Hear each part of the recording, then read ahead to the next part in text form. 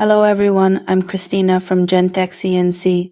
I'd like to introduce an ATC CNC router with saw cutting that we delivered to our customer in Chile.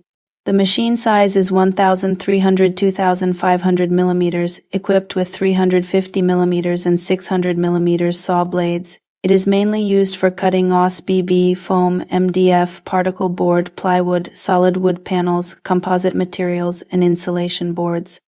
This machine is widely used in the furniture, cabinet, construction, interior decoration, packaging, and composite material industries. By combining ATC routing and saw cutting in one machine, it can perform both profiling and thick panel cutting efficiently. One machine can replace two separate machines, helping manufacturers save space, reduce labor costs, and increase productivity.